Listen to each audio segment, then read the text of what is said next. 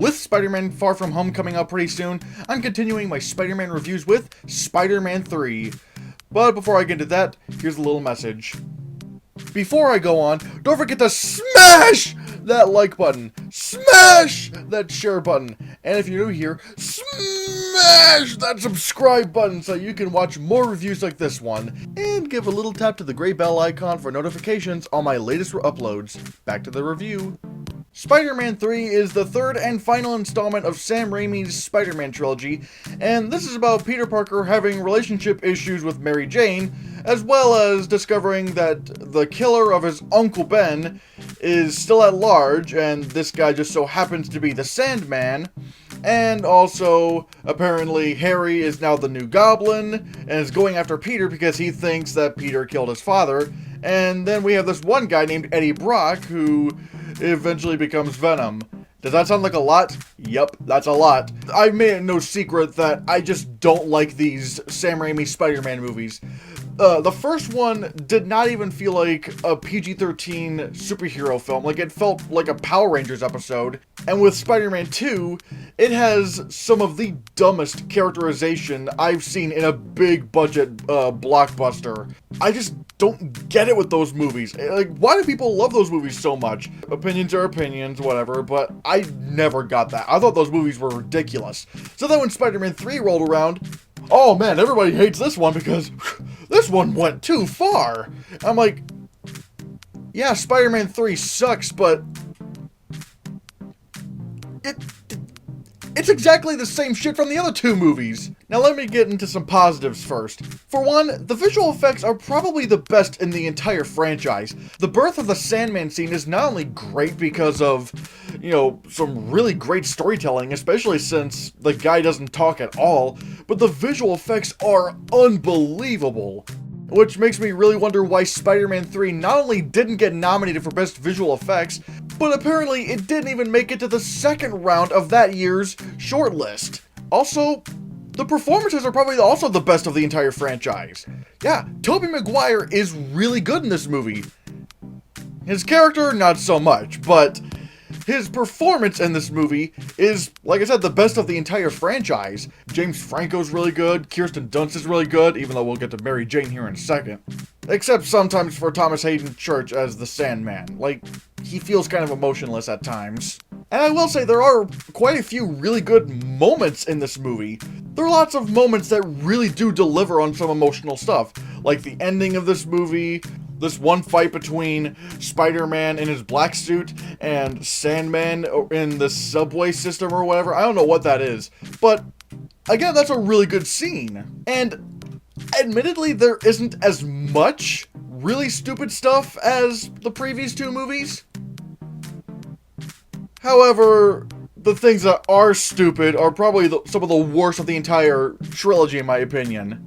Now, sort of like Spider-Man 2, I can't really go into these issues without talking about some spoilers, so just click right here to know when the spoilers will stop. I mean, well, you can't really click there, but, you could just go there.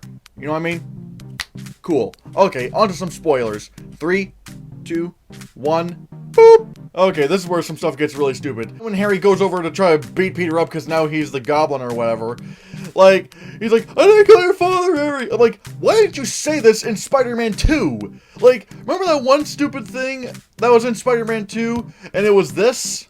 When Doc Ock brings Spider-Man to Harry, and after he leaves and, gets the tritium and whatnot, Harry goes over to try to kill Spider-Man, but then he sees, oh, it's Peter Parker! And then Peter goes, ugh, where's Otto going? And then Harry goes, Peter, you killed my father.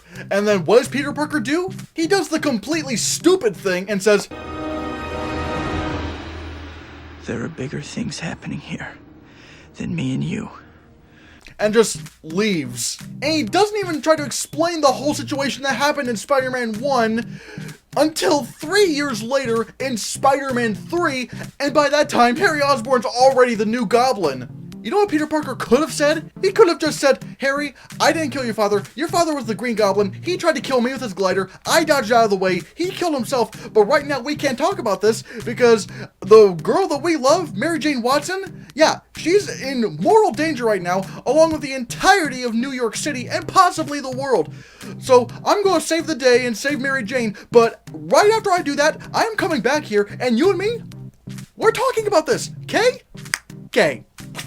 He could have just taken, like, a few seconds to say that. It wouldn't have taken long at all. And then right after he saves the day and whatnot, he goes back to Harry's place. They just sit across from each other on a table or across each other on couches or whatever. I don't know. But they just sit down and talk about the whole situation instead of waiting 3 years till Spider-Man 3 to tell him when it was already too late.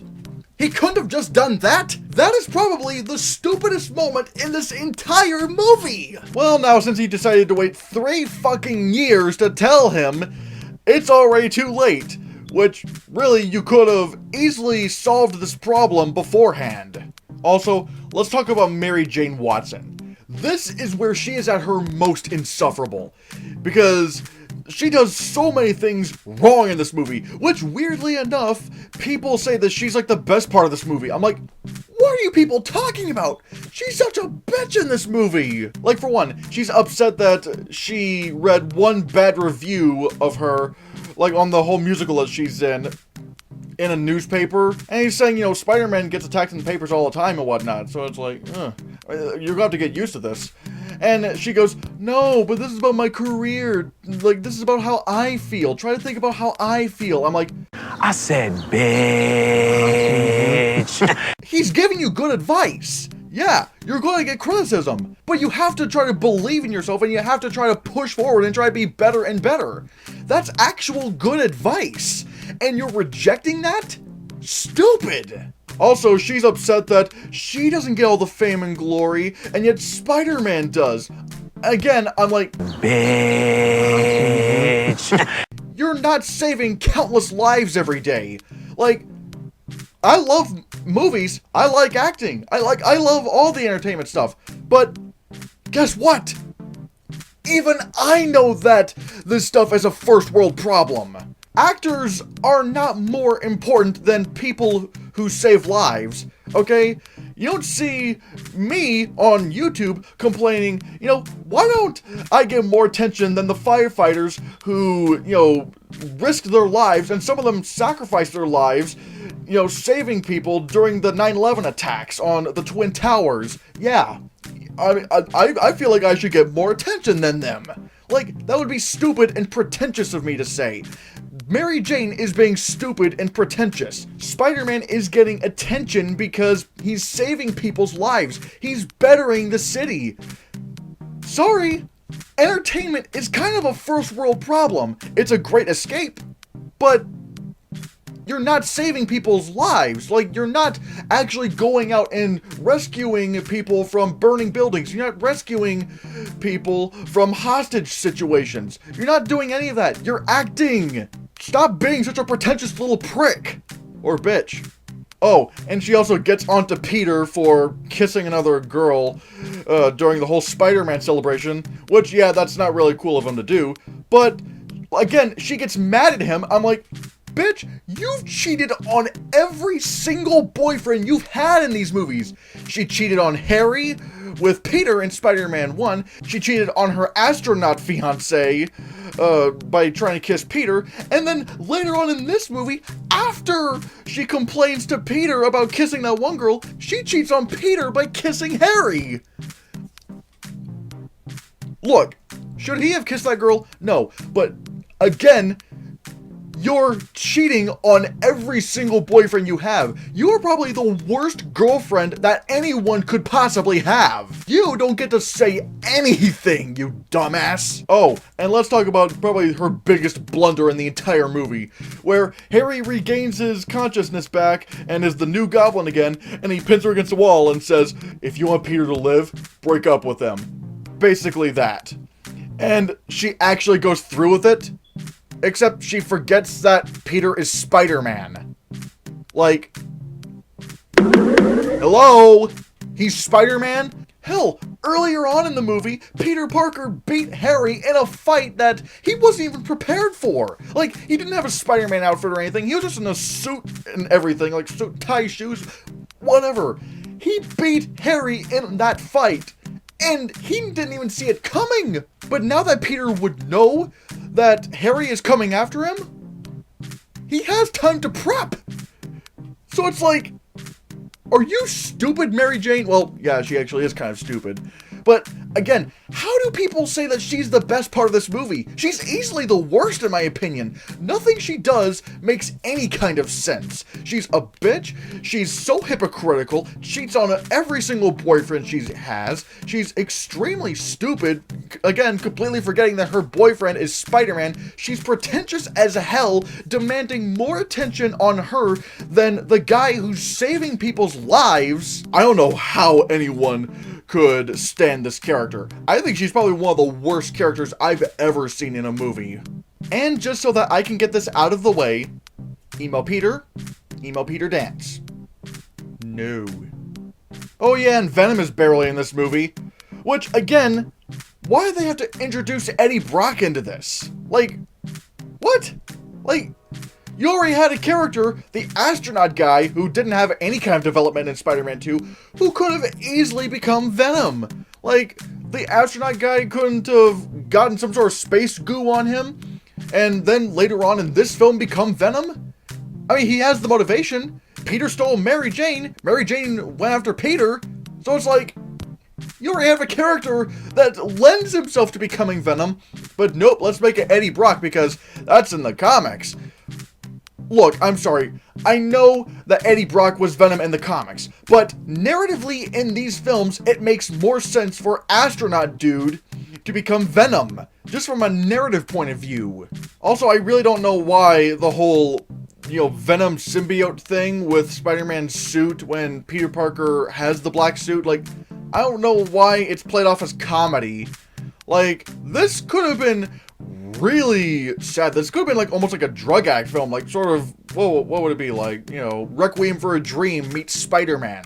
That's basically what it is when it comes to the black symbiote suit. And when he gets this suit, he doesn't even question it. He's just like, huh, this is something else. I'm like, dude, your suit just turned black for no reason whatsoever. You're not gonna question this at all? Like, maybe even raise a little bit of a suspicion? And lastly, what the hell is with this shot? Like, what?